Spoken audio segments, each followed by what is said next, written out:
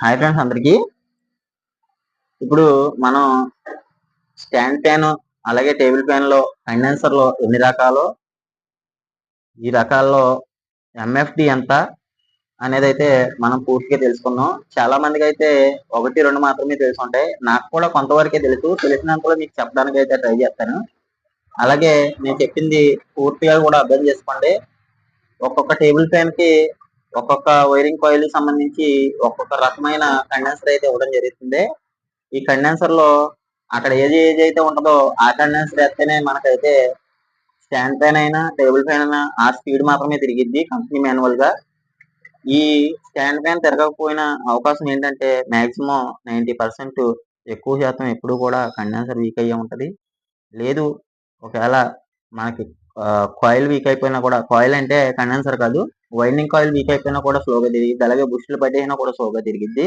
Maximum 90% వరకు కూడా ఎప్పుడు కూడా కాయిలే వీక్ ఉంటది. ఈ కాయిల్లో రకాలు అలాగే దీని యొక్క ఎంఎఫ్టీలు అన్ని కూడా స్పేరే వస్తాయి ఫ్రెండ్స్. ఈ స్పేర్ లో 1.0 ఎంఎఫ్టీ మనం ఇక్కడ చూసుకోవచ్చు. నా ఏలు కాడ ఇక్కడైతే 1.0 ఎంఎఫ్టీ ఫస్ట్. నెక్స్ట్ వచ్చేసి 1.85 చూడండి ఫ్రెండ్స్, ఇక్కడ 1.85 కనబడుతుంది కదా ఇక్కడ.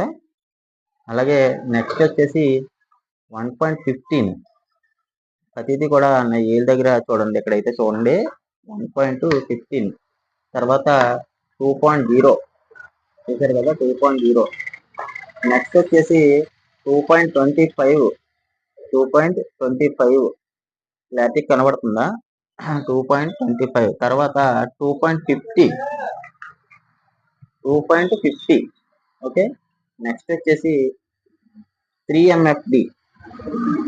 ఆ తర్వాత మనకు నెక్స్ట్ వచ్చేసి అయితే 3.15 తర్వాత 3.50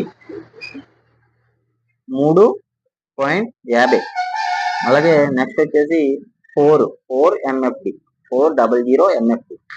అలాగే నెక్స్ట్ వచ్చేసి అయితే మనకి 1.5 ప్లస్ 2.0. అన్నిటికంటే ఇది కొద్దిగా కాస్ట్ ఎక్కువ ఫ్రెండ్స్.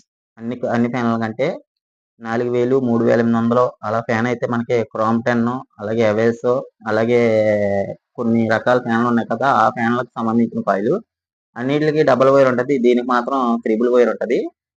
మీరు ఈ కాయిల్స్ గురించి పూర్తి ఇన్ఫర్మేషన్ తెలుసుకున్నట్లయితే నాకు తెలిసినంతలో చెప్పాను ఫ్రెండ్స్.